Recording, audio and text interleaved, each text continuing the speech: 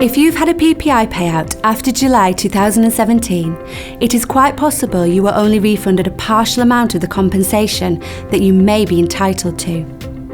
This is because of the rules that banks use when investigating PPI complaints, which differ to the rule of law. We find it easy to explain the legal jargon in a different way that people can relate to, such as buying a car, for example.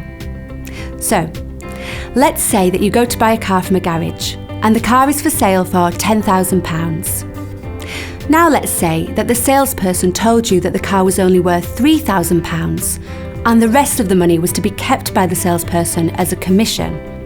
Would you still want to buy the car? No, of course you wouldn't.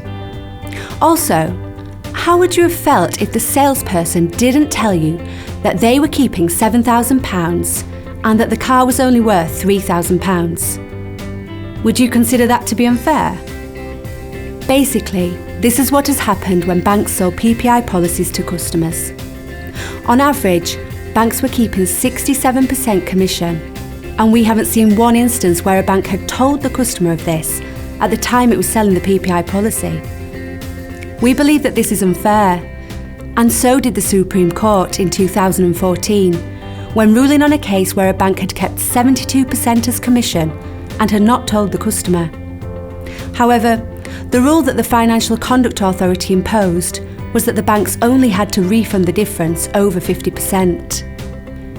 Using our expertise, coupled with that of our trusted panel of legal partners, we are working together in order to submit a group legal action against the banks, based on the Supreme Court ruling in 2014. Are you completely sure you've been compensated all of your PPI premiums and interest? If not, we can help.